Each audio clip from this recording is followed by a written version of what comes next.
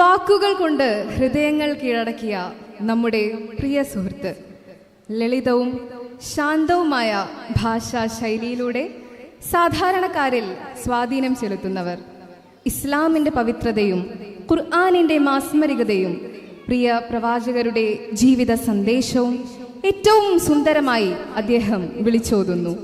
സംഭാഷണ മികവിലൂടെ ദീനിൻ്റെ വെളിച്ചം പകർന്നു നൽകിക്കൊണ്ടിരിക്കുന്ന പ്രിയ കഥാകാരൻ, എഴുത്തുകാരൻ, motivational speaker PMA Gafoor Sahib Noorur Rahma silver jubilee സമാപന സമ്മേളനം മുഖ്യ പ്രഭാഷണം നിർവഹിക്കുന്നതിനായി അദ്ദേഹത്തെ വേദിയിലേക്ക് ഏറെ സ്നേഹത്തോടെ സ്വാഗതം ചെയ്യുന്നു.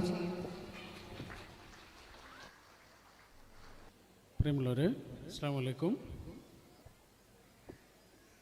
ഇത്തരമൊരു സന്ദർഭത്തിൽ നടത്തേണ്ട ഉജ്ജ്വലമായ ഒരു പ്രഭാഷണമാണ് ഗുരുതുല്യനായ നദ്വി സാഹിബ് നമുക്ക് വേണ്ടി നൽകിയിട്ടുള്ളത്.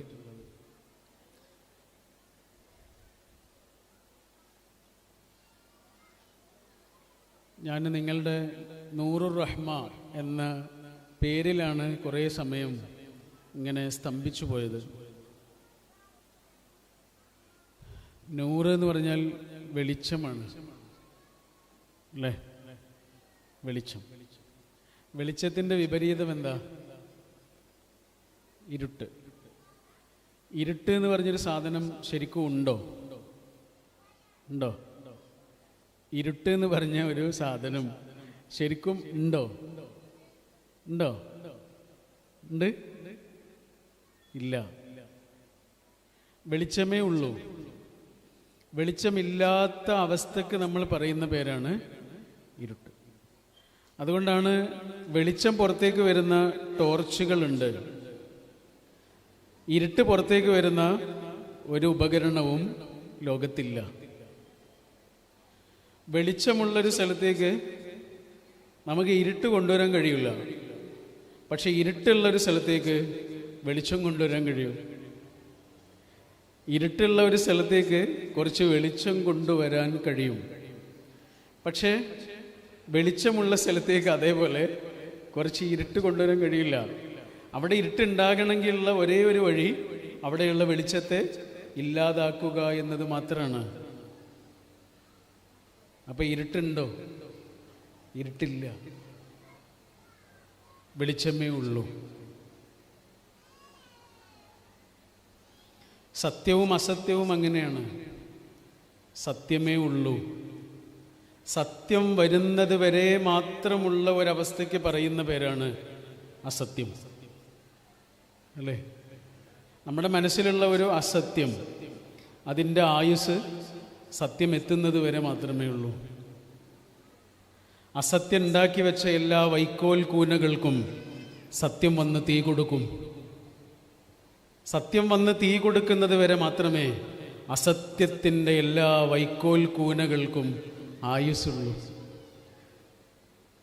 സത്യം മാത്രമേ ഉള്ളൂ, വെളിച്ചം മാത്രമേ ഉള്ളൂ.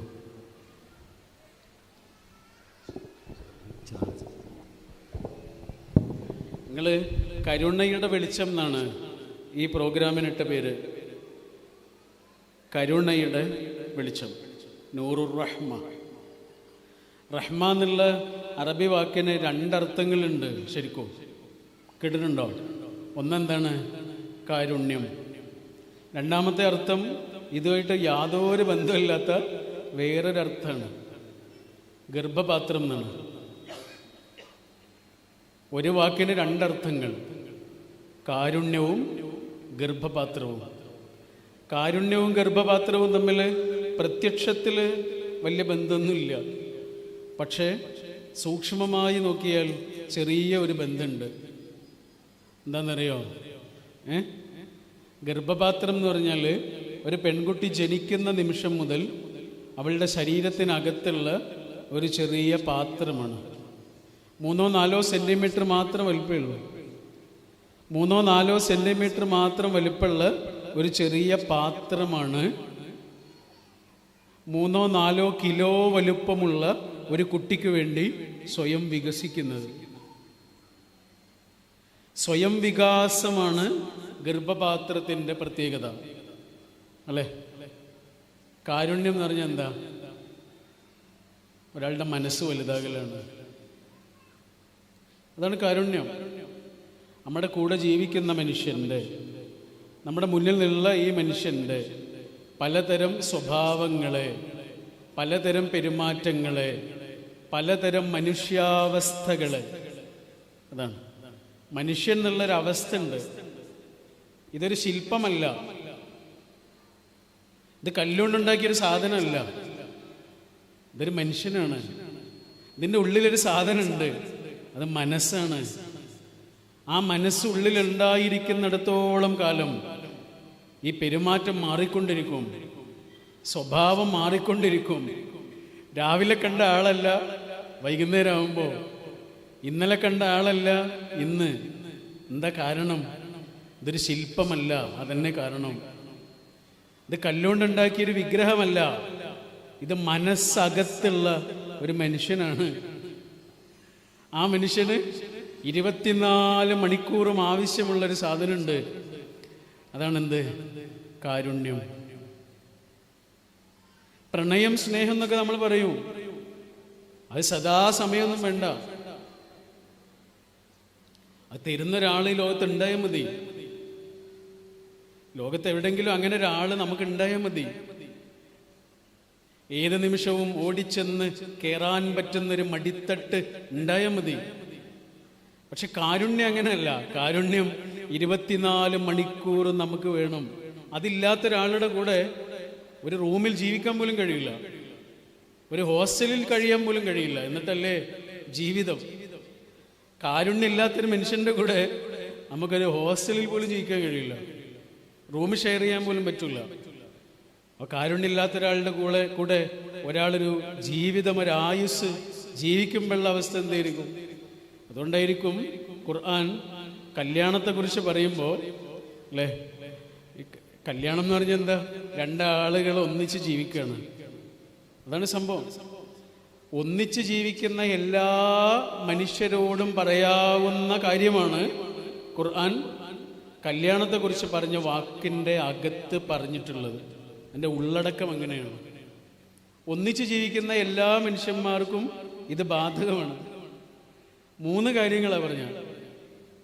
ഒന്നാമതായി പറഞ്ഞത്, നിങ്ങളുടെ ജീവിതത്തിലേക്ക് വരുന്ന ഈ ആള് ആകാശത്ത് നിന്ന് വരുന്ന ഒരു മാലാഖയല്ല, ഭൂമിയിൽ നിന്ന് വരുന്ന മനുഷ്യനാണ്. അതാണ് മിൻ അംഫുസിക്കും. നമ്മുടെ നിക്കാഹ് പ്രസംഗങ്ങളിൽ ഈ ആയത്ത് എപ്പോഴും പറയും, പക്ഷെ ഈ ഭാഗം മാത്രം പറയൂല. ഈ ഭാഗം മാത്രമാണ് പറയേണ്ടത്. മിൻ അംഫുസിക്കും എന്നാണ് പറഞ്ഞു കൊടുക്കേണ്ടത് മനുഷ്യന്മാർക്ക്. അതെന്താണെന്നറിയോ? ഈ കല്യാണം കഴിച്ച് നമ്മുടെ ജീവിതത്തിലേക്ക് വരുന്ന ആളില്ലേ, അതൊരു മനുഷ്യനാണ്. ആകാശത്തിൽ നിന്ന് വരുന്ന മാലാഖയല്ല, ഭൂമിയിൽ നിന്ന് വരുന്ന മനുഷ്യനാണ്. ഒരു മനുഷ്യന്റെ സ്വാഭാവികതകൾ എന്തൊക്കെയുണ്ട് നമുക്കറിയാമോ? നമ്മളെക്കുറിച്ച് എന്തൊക്കെ അറിയോ? ആ സ്വാഭാവികതകളൊക്കെ ഉള്ള ഒരാളാണ് വരുന്നത്. മനുഷ്യൻ എന്നുള്ള നിലക്ക് നമുക്ക് എന്തൊക്കെയാണോ ആവശ്യം, നമുക്ക് എന്തൊക്കെയാണോ നമ്മളെക്കുറിച്ച് അറിയുന്നത്, അതൊക്കെ ആവശ്യമുള്ള ഒരാളാണ് ഈ വരുന്നത് മനുഷ്യൻ. ബൈബിളിലൊരു സ്റ്റോറി ഉണ്ട്. സ്റ്റോറി എന്ന് പറഞ്ഞാൽ ഒരു കഥ പോലെയല്ല, ഒരു സ്വപ്നം പോലെയാണ് പറയുന്നത്. ഒരു രാജാവിനെ കുറിച്ച്, രാജാവിൻ്റെ ശില്പം ഒരാൾ ഉണ്ടാക്കുന്നതായി സ്വപ്നം കാണുന്നത്. പ്രവാചകനെ കാണുന്നത്, ഒരു പ്രവാചകൻ കാണുന്ന പോലെ. രാജാവ് എന്ന് പറഞ്ഞാൽ ആ നാട്ടിലെ ഏറ്റവും വലിയ ആളല്ലേ? ആ നാട്ടിലെ ഏറ്റവും വലിയ ആളുടെ ശില്പമാണ് ഉണ്ടാക്കുന്നത്. ശില്പം ഉണ്ടാക്കുന്നത് എങ്ങനെയാണെന്നറിയോ? ഇരുമ്പുകൊണ്ടാണ് ഉണ്ടാക്കുന്നത്. ശരീരത്തിൻ്റെ എല്ലാ ഭാഗങ്ങളും ഉണ്ടാക്കുന്നത് ഇരുമ്പ് കൊണ്ടാണ്. പക്ഷെ ഒരു അവയവം മാത്രം ഉണ്ടാക്കുന്നത് ഇരുമ്പ് കൊണ്ടല്ല എന്ന് മാത്രമല്ല, കളിമണ്ണ് കൊണ്ടാണ് ഉണ്ടാക്കുന്നത്. കളിമണ്ണ്, കാൽപാദം. ശരിക്കും കാൽപാദമാണ് ഇരുമ്പ് കൊണ്ട് ഉണ്ടാക്കേണ്ടത്. കാരണം ശരീരത്തിൻ്റെ എല്ലാ ഭാരവും കാൽപാദത്തിനാണ് കിട്ടുക. പക്ഷെ ഇത് നേരെ തിരിച്ചുണ്ടാക്കി. മറ്റുള്ളതെല്ലാം ഇരുമ്പ് കൊണ്ടും കഠിനമായ ലോഹം കൊണ്ടും കാൽപാദം കളിമണ്ണ് കൊണ്ടും. എന്താണ് സംഭവം? എത്ര വലിയ ആളാണെങ്കിലും, എത്ര മഹാനായ ആളാണെങ്കിലും, എത്ര ഭക്തയായ ആളാണെങ്കിലും മനുഷ്യനാണോ? കാൽപാദം കളിമണ്ണാണ്. തെന്നിപ്പോവും, പതറിപ്പോവും, ഇടർച്ചകൾ വരും. ഒരു കല്ലിൽ തട്ടുമ്പോഴേക്ക് പൊടിഞ്ഞു പോകുന്ന കളിമണ്ണ് പോലെ ദുർബലമാണ്. ഒരു ചെറിയ വശീകരണം, പ്രലോഭനം വരുമ്പോഴേക്ക് പതറിപ്പോകുന്ന മനുഷ്യന്റെ മനസ്സ്. അതാണ് കുഞ്ഞിക്കാലടികൾ തെറ്റിപ്പോകുന്നത് പോലെ മുതിർന്ന കാലടി ആകുമ്പോഴും തെറ്റിപ്പോകും.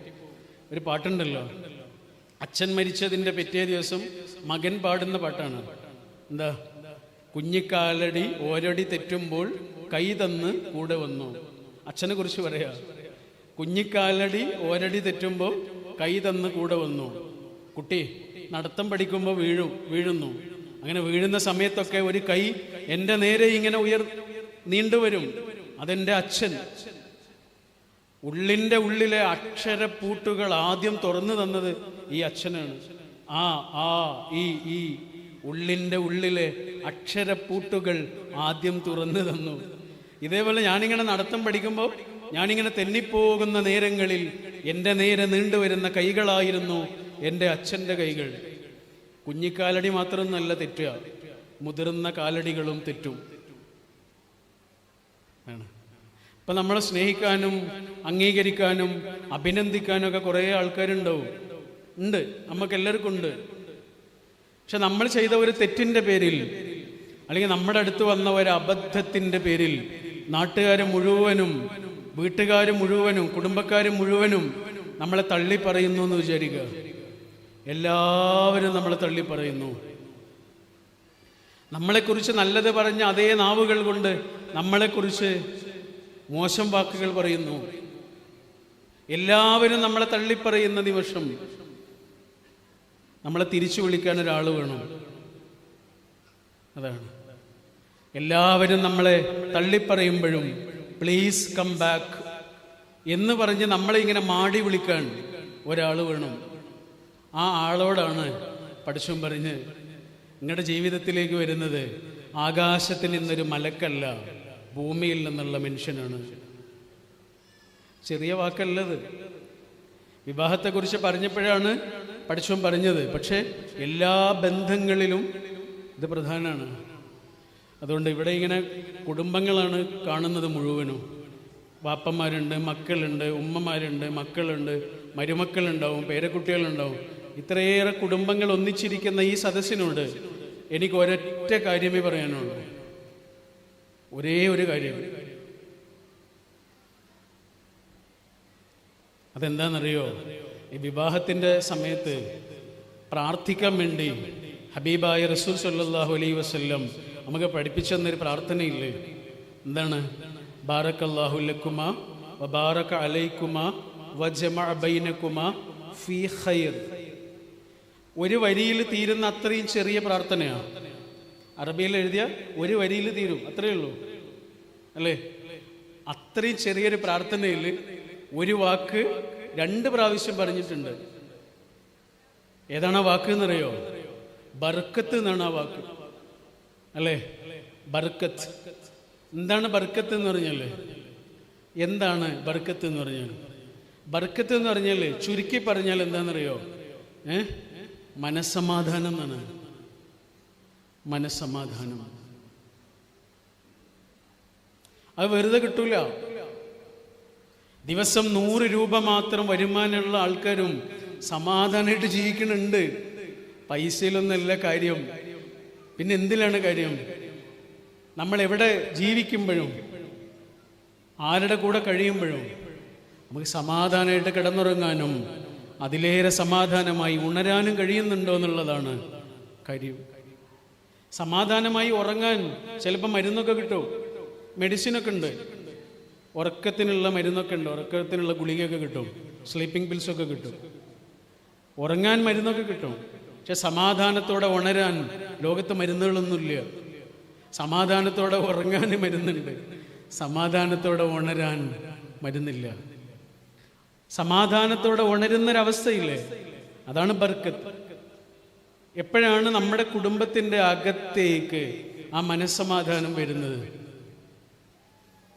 എനിക്ക് തോന്നുന്ന 3 കാര്യങ്ങളാണ് എന്നാണ്. ആ 3 കാര്യങ്ങൾ നിങ്ങളോട് ചുരുക്കി പറഞ്ഞിട്ട് വാക്കുകൾ അവസാനിപ്പിക്കുക.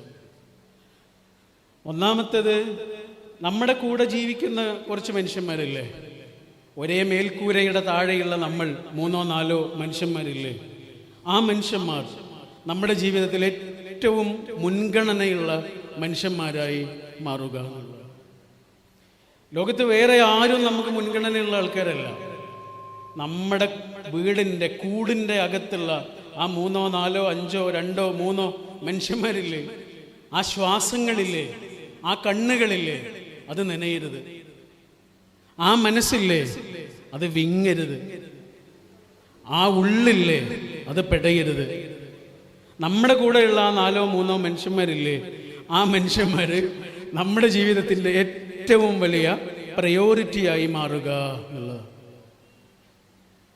നിങ്ങൾ ആലോചിച്ച് നോക്കൂ, നേരത്തെ സാറ് പറഞ്ഞില്ലേ, ആരാധനകളെ കുറിച്ച് പറഞ്ഞില്ലേ. ഇപ്പോൾ നിസ്കാരങ്ങൾക്ക് നമ്മൾ പറയുന്ന പേരുകളുണ്ട് അല്ലേ, സുബ്ഹ് ളുഹർ എന്നൊക്കെ പറയില്ലേ, അത് നിസ്കാരങ്ങളുടെ പേരാ ആണോ? നിസ്കാരങ്ങൾക്ക് പേരില്ല. നമ്മൾ പറയുന്ന പേര് സ്വലാത്തു സുബ്ഹ് എന്ന് പറയും. സുബ്ഹ് നേരത്തെ നിസ്കാരം. സുബ്ഹ് എന്ന പേരുള്ള നിസ്കാരമല്ല, സുബ്ഹ് നേരത്തുള്ള നിസ്കാരം ആയതുകൊണ്ട് ആ പേര് കിട്ടുന്നു. അങ്ങനെ പേരുകളേ ഉള്ളൂ. സത്യത്തിൽ എന്താണ് നിസ്കാരങ്ങൾ എന്ന് പറഞ്ഞാൽ, ചുരുക്കി പറഞ്ഞാൽ ഇത്രയേ ഉള്ളൂ. പഠിച്ചോ നമ്മളോട് പറയാ, എടാ എനിക്കറിയാം നിനക്ക് കുറേ തിരക്കൊക്കെ ഉണ്ടാവും, ഭൂമിയിൽ നിനക്ക് കുറേ കാര്യങ്ങളുണ്ട്, കുറേ തിരക്കുകളുണ്ട്, അറിയാം. എന്നാലും 5 നേരം എൻ്റെ അടുത്ത് വന്നിട്ട് കുറച്ചു നേരം എന്നോട് മിണ്ടി പറയണം കേട്ടോ. അതാണ് നിസ്കാരങ്ങൾ. അതിന് ഇംഗ്ലീഷിൽ പറയുന്ന പേര് ക്വാളിറ്റി ടൈം എന്നാ പറയാ. പടച്ചോന് നമ്മൾ കൊടുക്കുന്ന ക്വാളിറ്റി ടൈമാണത്. നമ്മളേറ്റവും സുന്ദരമായി കൊണ്ടു നടക്കുന്ന നമ്മുടെ മുഖം താഴെ കൊണ്ടുപോയി വെക്കുക, മണ്ണില. ശരിക്കും അവിടെ ഒരു നിസ്കാരപ്പടം ഉണ്ടാവും. സത്യത്തിൽ ആ നിസ്കാരപ്പടം നാളെ ഉണ്ടാവണമെന്നില്ല. ഒരു പ്രളയം വന്നാൽ ഇല്ലാതായി പോവും. പിന്നെ എവിടെ നമ്മൾ മുഖം വെക്കുക? മണ്ണില വെക്കുക അല്ലേ? നമ്മൾ ഏറ്റവും സുന്ദരമായി കൊണ്ട് നടക്കുന്ന നമ്മുടെ മുഖം, പടച്ചോനെ നീയാണ് വലുത്, നീയാണ് വലിയവൻ, എനിക്ക് വേറൊന്നും വലുതല്ല, പടച്ചോനെ നീയാണ് വലുത് എന്ന് പറഞ്ഞിട്ട് മണ്ണിലിങ്ങനെ കൊണ്ടുപോയി വെക്കുന്ന അതിമനോഹരമായ മധുരോദാരമായ ഒരനുഭവത്തിൻ്റെ പേരാണ് സുജൂദ് എന്ന് പറയുന്നത് അല്ലേ? നമ്മളിപ്പോൾ ഇങ്ങനെ നിൽക്കുന്ന സമയത്ത് നമ്മുടെ തലച്ചോറ് മുകളിലും നമ്മുടെ ഹൃദയം താഴെയാണ് വരിക. തലച്ചോറ് എന്ന് പറഞ്ഞാൽ എന്താ? ചിന്തകളാ, സംശയങ്ങളാ, ചോദ്യങ്ങളാ, ഇതൊക്കെയാണ് തലച്ചോറിനകത്തുള്ളത്. ലോജിക്കൽ എന്നാണ് പറയുക. ഹൃദയം എന്ന് പറഞ്ഞാലോ ചോദ്യങ്ങളല്ല, അനുസരണ മാത്രമേ ഉള്ളൂ. സംശയങ്ങളില്ല, അനുസരണ മാത്രമേ ഉള്ളൂ. കരുണ, സ്നേഹം, വാത്സല്യം, ഓർമ്മകൾ, ഇതിനൊക്കെ നമ്മൾ പറയുന്ന ഹൃദയത്തെയാണ് അതിന് വേണ്ടിയിട്ട് നമ്മൾ ഉപമയാക്കിയിട്ട് പറയാം. ഇത് ലോജിക്കലാണെങ്കിൽ ഇത് ഇമോഷണലാണ്. നിറയെ ഇമോഷൻസാണ്, ഫീലിങ്സാണ് അല്ലേ? നമ്മളിങ്ങനെ നിൽക്കുന്ന സമയത്ത് തലച്ചോറ് മുകളിലും ഹൃദയം താഴെയുമാണ്. ഇത് നേരെ തിരിച്ചാകണ ഒരേ ഒരു സമയമുള്ളൂ അല്ലേ? ഹൃദയം മുകളിലും തലച്ചോറ് താഴെയുമാകുന്ന അതീവ ഹൃദ്യമായ ഒരനുഭവത്തിൻ്റെ പേരാണ് സുജൂദ്. സുജൂദ് കാരണം സുജൂദ് എന്ന് പറഞ്ഞാൽ അനുസരണയാണ്, ചോദ്യങ്ങളൊന്നുമില്ല. 3ഓ 4ഓ 5ഓ 6ഓ ഒക്കെ അടി ഉയരമുള്ള മനുഷ്യൻ 1/2 ഇഞ്ചോ 1 ഇഞ്ചോ ഒക്കെ ആയിട്ട് ചെറുതായിട്ട് പഠിച്ചവനോട് പറയാ, പഠിച്ചോനെ നീയാണ് വലുത്, എനിക്ക് എൻ്റെ പൈസയൊന്നും വലുതല്ല, എൻ്റെ കച്ചവടമൊന്നും വലുതല്ല, എൻ്റെ വീടൊന്നും വലുതല്ല, ഒന്നും എനിക്ക് വലുതല്ല, ഒക്കെ തന്നോനാണ് വലുത് എന്ന് പറഞ്ഞിട്ടാണ് ഇത് ചെയ്യുന്നത്. അപ്പം നിസ്കാരങ്ങൾ ശരിക്കും എന്താ? പഠിച്ചോനോട് നമ്മൾ നടത്തുന്ന ക്വാളിറ്റി ടൈമിൻ്റെ ഷെയറിങ് ആണത്. സമയമല്ല, നല്ല സമയം. ഇപ്പോൾ ഒരു സൊഫിൽ 10 ആളുകൾ നിസ്കരിക്കുന്നുണ്ടെങ്കിൽ ആ 10 ആളുകളും ചെയ്തത് ഒരേ കാര്യമാണ്. കൈ കെട്ടുന്നു, റുക്കൂ ചെയ്യുന്നു അല്ലേ? ഒരേ കാര്യമാണ്. പ്രാർത്ഥിച്ചത് ഏകദേശം ഒരേ കാര്യങ്ങളാണ് നിസ്കരിക്കുമ്പോൾ.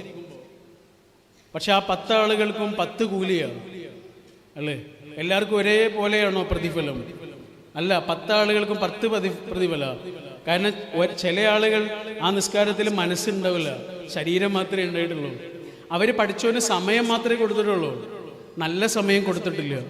അപ്പം എൻ്റെ കൂടെ ജീവിക്കുന്ന ആള് എന്നോട് പറയാ, എനിക്ക് നിങ്ങളോട് കുറച്ച് സംസാരിക്കാനുണ്ട്. അപ്പം ഞാൻ പറഞ്ഞു, ആ നമുക്ക് സംസാരിക്കാം, നമുക്ക് 5:30 മുതൽ 6 മണി വരെ നമുക്ക് ഒരുമിച്ചിരുന്ന് സംസാരിക്കാം എന്ന് ഞാൻ അയാളോട് പറഞ്ഞ് 5:30 മുതൽ ഞങ്ങൾ സംസാരിക്കാൻ വേണ്ടി ഇരിക്കുകയാണ്. അയാൾ എന്നോട് സംസാരിക്കുകയാണ്. അയാൾ സംസാരിക്കുമ്പോൾ ഞാൻ എൻ്റെ ഫോണിൽ നോക്കിയിരിക്കുകയാണെന്ന് വിചാരിച്ചോളൂ. അയാൾ പറയുന്നതിനൊക്കെ ഞാൻ മൂളുന്നുണ്ട്, അത്രയേ ഉള്ളൂ. അയാൾ എന്താണ് പറഞ്ഞതെന്ന് കുറച്ചൊക്കെ കേട്ടിട്ടുണ്ട്. അയാളെ കേൾക്കാൻ വേണ്ടി ഇരുന്നു എന്നേ ഉള്ളൂ. ഞാനത് ശ്രദ്ധിച്ചിട്ടൊന്നുമില്ല. ഞാൻ അയാൾക്ക് സമയം കൊടുത്തിട്ടുണ്ട്, ക്വാളിറ്റിയുള്ള സമയം കൊടുത്തിട്ടില്ല, നല്ല സമയം കൊടുത്തിട്ടില്ല. നല്ല സമയം കൊടുക്കുക എന്ന് പറഞ്ഞാൽ എന്താ? ഒരാൾ നമ്മളോട് സംസാരിക്കുമ്പോൾ ആ പറഞ്ഞ കാര്യങ്ങളില്ലേ, അത് അതേപോലെ തിരിച്ചു പറഞ്ഞു കൊടുക്കാൻ കഴിയുന്ന അത്രയും ശ്രദ്ധയോടെ ഒരാളെ കേട്ടിരിക്കുന്നതിൻ്റെ പേരാണ് ക്വാളിറ്റി ടൈം എന്ന് പറയുന്നത്. നിസ്കാരങ്ങൾ അതാണ്. ശരിക്കും നിസ്കാരം എത്ര സമയമായിരുന്നു? 5 അല്ല 50 സമയമായിരുന്നു, 50 വക്തായിരുന്നു അല്ലേ? പിന്നെയാണ് അത് 5 ആക്കിയിട്ട് ചുരുക്കിയത്. ശരിക്കും പഠിച്ചവൻ ആഗ്രഹിച്ചത് ഈ തിരക്കിൻ്റെ ഇടയിൽ 50 പ്രാവശ്യം പഠിച്ചവനോട് നമ്മൾ വർത്തമാനം പറയണമെന്നായിരുന്നു. പക്ഷെ പഠിച്ചവനത് ചുരുക്കി 5 വട്ടം മതി എന്നുള്ള തീരുമാനത്തിലെത്തി. ക്വാളിറ്റി ടൈമിൻ്റെ പ്രാധാന്യം എന്താണ് എന്ന് വെറുതെ ആലോചിച്ച് നോക്കൂ. നമ്മളെ ഏറ്റവും സംസാരിക്കേണ്ടത് നമ്മുടെ കുട്ടികളോടാണ്. നമ്മൾ ഏറ്റവും സംസാരിക്കേണ്ടത് നമ്മുടെ കുട്ടികളോടാണ്. അതിനെന്ത് വേണം? നമ്മളും അവരും തമ്മിൽ സംസാരിക്കാനുള്ള പൊതുവായ വിഷയങ്ങൾ ഉണ്ടാക്കിയെടുക്കേണ്ടി വരും. നമ്മുടെ കുട്ടികൾക്ക് ഇഷ്ടമുള്ള വിഷയങ്ങൾ ചിലപ്പോൾ നമുക്ക് ഇഷ്ടം ഉണ്ടാവണമെന്നില്ല, അല്ലേ? ഇപ്പൊ ബാഴ്സലോണ എന്ന് പറഞ്ഞൊരു ക്ലബ്ബുണ്ട്, നിങ്ങൾക്കറിയില്ലേ? ബാഴ്സലോണ അറിയില്ലേ? എൻ്റെ ക്ലബ് ഏതാ? എൻ്റെ ക്ലബ് ഏതാ? ആണോ? ബാഴ്സലോണ ഇഷ്ടമല്ല?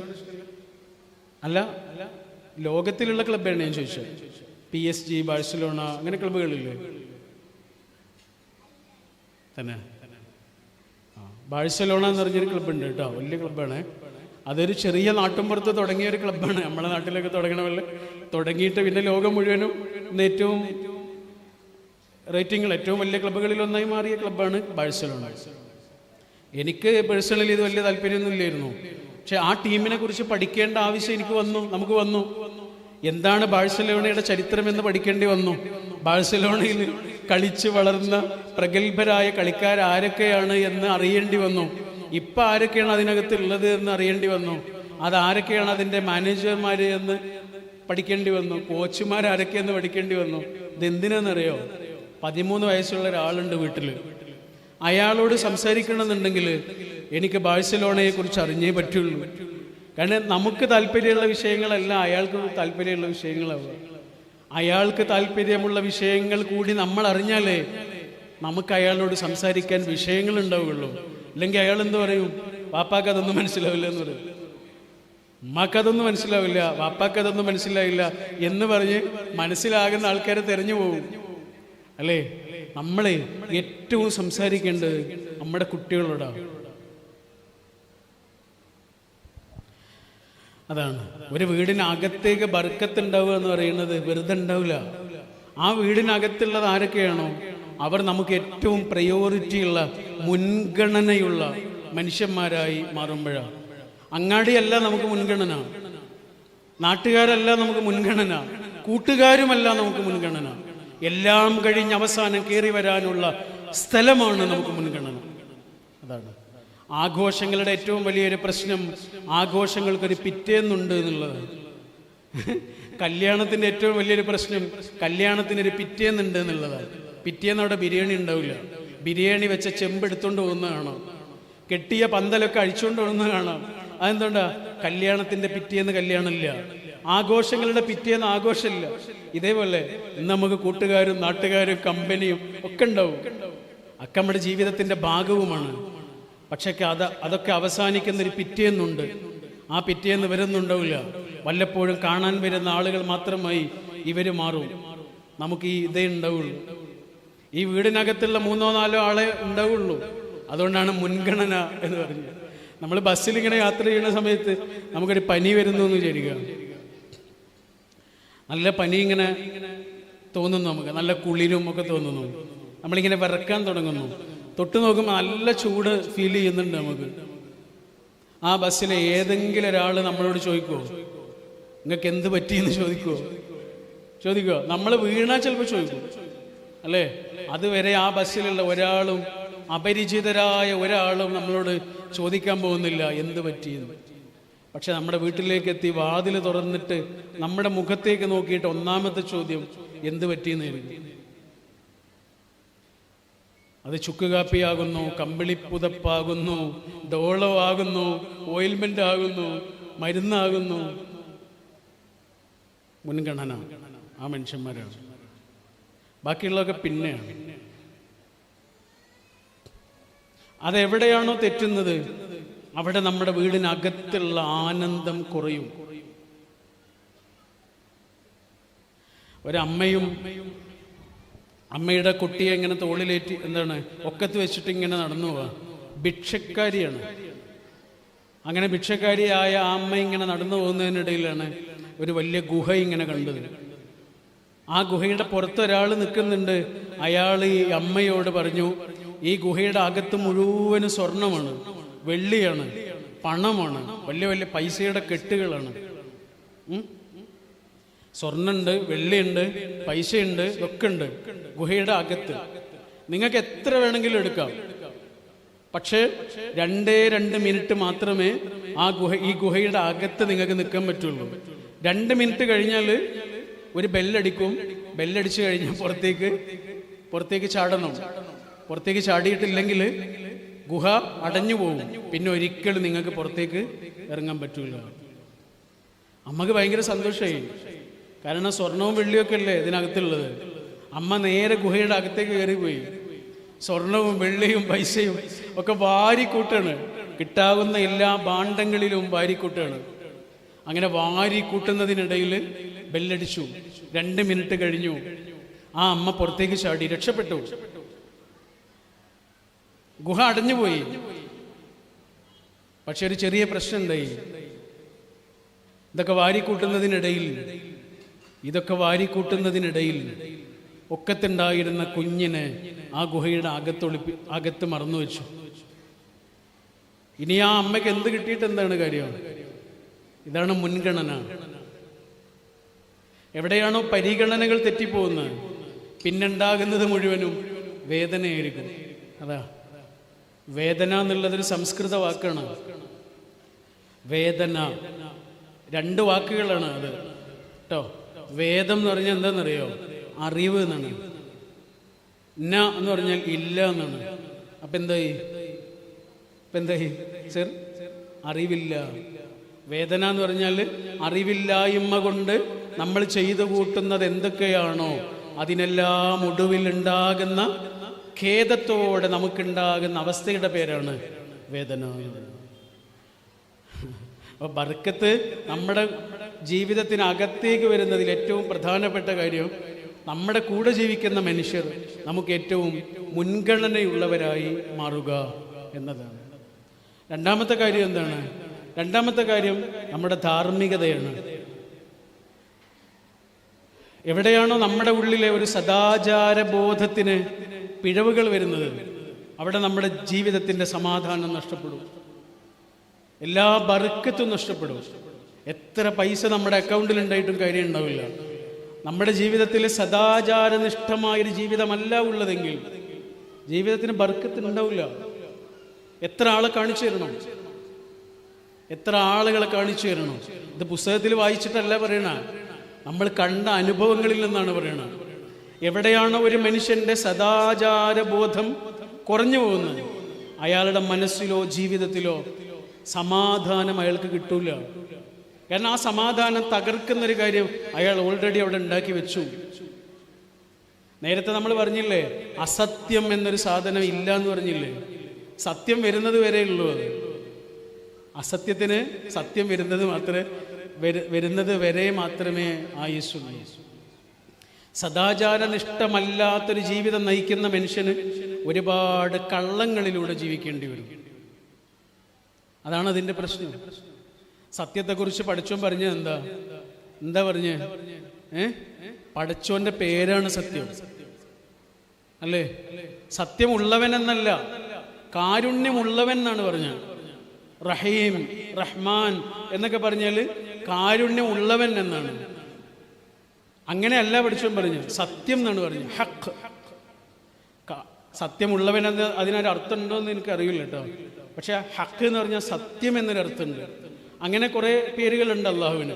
അദിൽ എന്ന് പറഞ്ഞിട്ടുണ്ട്, നീതി. നീതിമാൻ എന്നല്ല, നീതി. നൂർ, വെളിച്ചം. അതേപോലെയാണ് ഹക്ക്, സത്യം. എവിടെയാണ് ഒരു മനുഷ്യന്റെ ഉള്ളിലെ സത്യത്തിന് കോട്ടം വരുന്നത്, അവിടെ അയാളുടെ ഉള്ളിലെ സമാധാനത്തിന് കോട്ടം വരും. കാരണം സമാധാനവും അസത്യവും ഒരുമിച്ച് ജീവിക്കൂല. അതുകൊണ്ടാണ് അസത്യം എവിടെയാണോ ഉള്ളത് അവിടുന്ന് സമാധാനം ഇങ്ങനെ പുറത്തേക്ക് ഇറങ്ങിപ്പോകും. സത്യമുള്ളിടത്തെ സമാധാനം ഉണ്ടാവുകയുള്ളൂ. നമ്മൾ സാധാരണ നമ്മുടെ ഈ ഹൈന്ദവ വീടുകളില്ലേ, പഴയ വീടുകൾ, ആ വീടുകൾക്ക് അവർ പറയണ ഒരു പേരുണ്ട്. വീട് എന്നല്ല പറയാം, ഇല്ലം എന്ന് പറയില്ല, ഇല്ലം. അതേപോലെ അവര് വിളിക്കുന്നൊരു പേരുണ്ട്, മന എന്ന് വിളിക്കും അല്ലേ? മനക്കൽ എന്നൊക്കെ പറയില്ല. മന എന്നുള്ളത് ഒരു നേരത്തെ പറഞ്ഞ പോലെ ഒരു സംസ്കൃത വാക്കാണ്. മന എന്ന് പറഞ്ഞാൽ 2 അക്ഷരങ്ങളല്ല, 2 വാക്കുകളാണ്. ഭയങ്കര രസമുള്ളൊരു വാക്കാണ് മന. 2 വാക്കുകളാണ് മന. മ ന. മ എന്ന് പറഞ്ഞാൽ ഞാൻ എന്നാണ്, ഞാൻ. ന എന്ന് പറഞ്ഞാൽ ഇല്ല. അപ്പൊ എന്തായി? ഞാൻ ഇല്ല. വീടിന് പറയുന്ന പേരാണ് കേട്ടോ അത്. വീടിന് പറയുന്ന പേരാണ്. ഇപ്പൊ എൻ്റെ വീടുണ്ട് മഞ്ചേരി, എനിക്കൊരു വീടുണ്ട്. ആ വീടിന് സംസ്കൃതത്തിൽ വിളിക്കുന്നൊരു പേരെന്താണ്? മന എന്ന് പറഞ്ഞാൽ ഞാനില്ല, ഞാനില്ല. പാടൂലുള്ള നിങ്ങളാ വീടില്ലേ, അതിനെ വിളിക്കാവുന്നൊരു പേരെന്താണ്? മന, ഞാൻ ഇല്ല. പിന്നെയോ ഞങ്ങളേ ഉള്ളൂ. അതാണ് ഞാനില്ല, നമ്മളേ ഉള്ളൂ. എനിക്ക് മാത്രമായിട്ടൊരു ജീവിതമാണെങ്കിൽ അത് ഹോസ്റ്റലിലാണ്, വീട്ടിലല്ല. എനിക്ക് മാത്രമായിട്ടുള്ള സ്വപ്നങ്ങളും കിനാവുകളുമാണ് എൻ്റെ ഉള്ളിൽ നിറയുന്നതെങ്കിൽ എനിക്കൊരു ഹോസ്റ്റലിൽ ജീവിക്കാൻ കൊള്ളുന്ന ഒരാളാണ് ഞാൻ. ഒരു കുടുംബത്തിൽ ജീവിക്കാൻ കൊള്ളുന്ന ഒരാളല്ല. ഒരു കുടുംബത്തിൽ ജീവിക്കുന്ന ഒരാളായി ഞാൻ മാറുന്നത് എപ്പോഴാ? എനിക്ക് മാത്രമായിട്ട് ഞാൻ ചിന്തിക്കുമ്പോഴല്ല, എൻ്റെ കൂടെയുള്ള ഓരോ മനുഷ്യന് വേണ്ടിയിട്ടും ഞാൻ ചിന്തിക്കുമ്പോഴാണ്.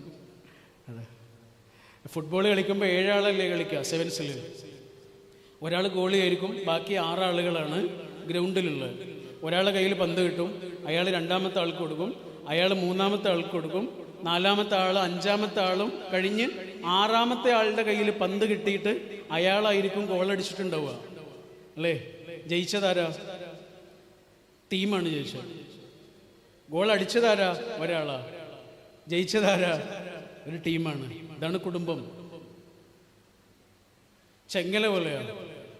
ഒരു കണ്ണി വേറൊരു കണ്ണിയോട് ഇങ്ങനെ ചേർന്ന ഒന്നാണ് ചെങ്ങല. ഇരുമ്പ് കൊണ്ടുണ്ടാക്കിയ ശക്തിയുള്ളൊരു ആയുധമാണ് ചെങ്ങല. പക്ഷെ അതിൽ ഒരു കണ്ണി കേട് വന്നാൽ മതി, ചെങ്ങലയുടെ എല്ലാ ശക്തിയും ഇല്ലാതാവും. ആവൂലേ? ഒരാൾ ഗോളടിച്ചാൽ എല്ലാവരും ജയിക്കുന്നത് പോലെ ഒരു കണ്ണി കേട് വന്നാൽ എല്ലാ കണ്ണിയെയും അത് ബാധിക്കുന്നത് പോലെയാണ് കുടുംബം. അപ്പം ഞാൻ ചില കുഴികളിലേക്ക് പോകാതെ, ചില അപകടങ്ങളിലേക്ക് പോകാതെ നമ്മൾ സ്വയം സംരക്ഷിക്കുന്നത് എന്തിനു വേണ്ടിയാണ്? നമുക്ക് വേണ്ടി മാത്രമല്ല.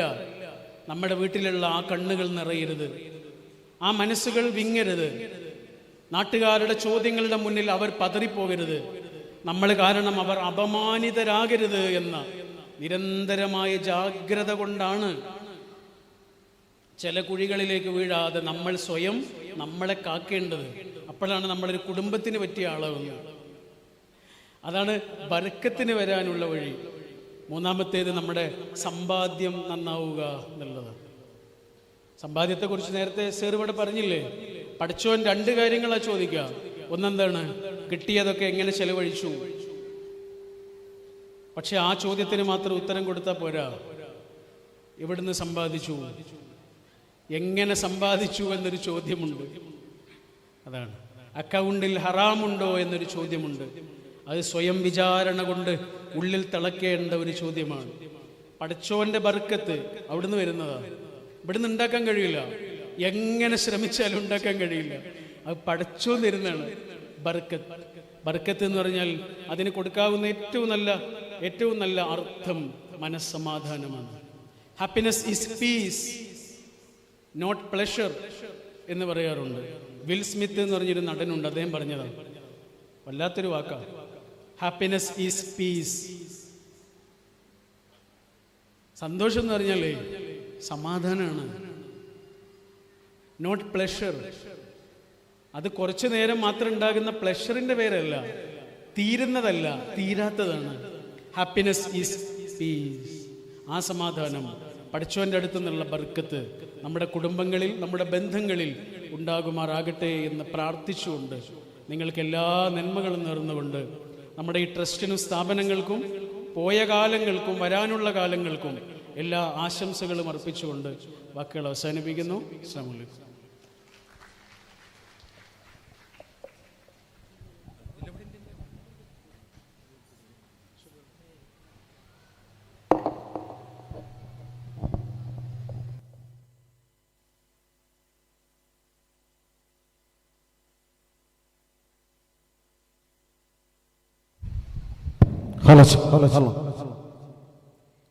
ഈ ലോകത്ത് വെളിച്ചവും സത്യവും മാത്രമാണുള്ളത്. കാരുണ്യമെന്നാൽ മനുഷ്യന്റെ മനസ്സ് വലുതാകലാണ്. എത്ര വലിയവനാണെങ്കിലും മനുഷ്യന് കാലടികൾ ഇടറാം. സമാധാനമായി ഉറങ്ങാനും ഉണരാനും നമുക്ക് കഴിയുന്നുണ്ടെങ്കിൽ അതാണ് മനുഷ്യന് ലഭിക്കുന്ന ഏറ്റവും വലിയ ബർക്കത്ത്.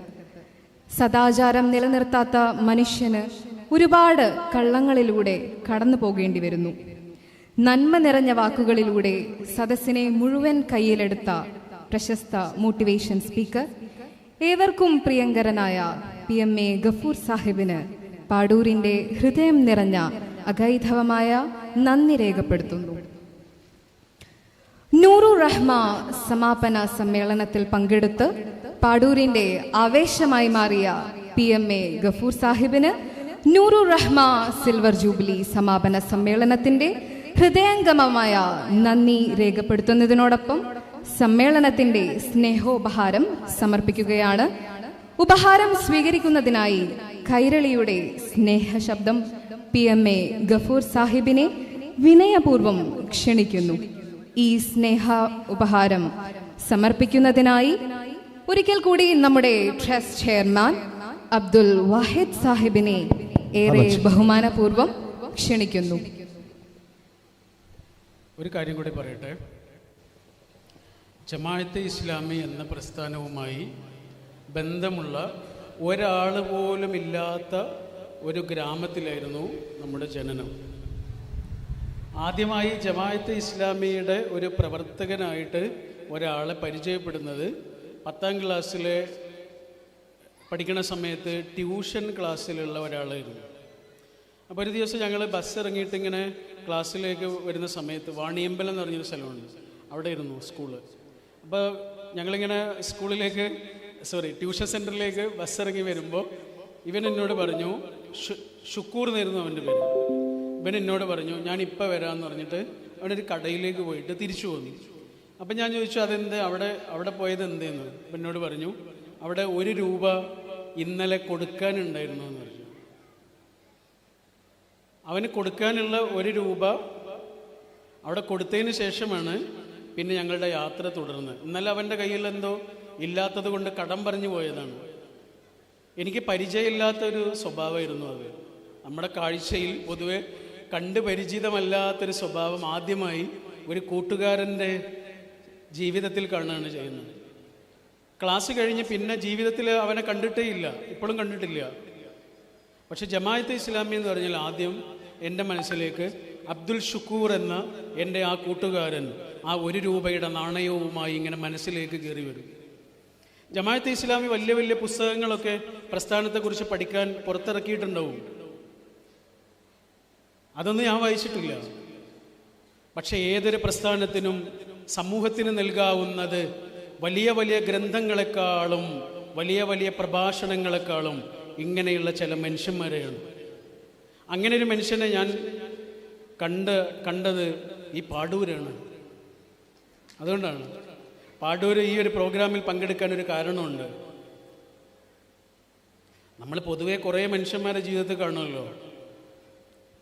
എല്ലാവരും നമ്മൾ കൃഷ്ണമണി കൊണ്ടാണ് കാണുക. ചില ആൾക്കാർ നമ്മുടെ കൃഷ്ണമണിയുടെ അപ്പുറത്ത് പതിയും. നമ്മൾ ഈ എടുക്കുന്ന എല്ലാ ഫോട്ടോസും സേവ് ചെയ്യില്ലല്ലോ. സേവ് ചെയ്യുന്ന എല്ലാ ഫോട്ടോയും നമ്മൾ ഫേവറേറ്റ് ലിസ്റ്റിൽ ഇടില്ല. കാരണം എപ്പോഴും എടുത്ത് നോക്കാനുള്ളതാണ്. അത് കുറച്ച് ഫോട്ടോ ഉണ്ടാവുള്ളൂ. അതേപോലെ എൻ്റെ ജീവിതത്തിൽ ഫേവറേറ്റ് ആക്കി വെച്ചിട്ടുള്ള ഒരാളാണ് ഷംസുദ്ദീൻ മാഷ് വിളിച്ചു എന്നുള്ളതുകൊണ്ടാണ്.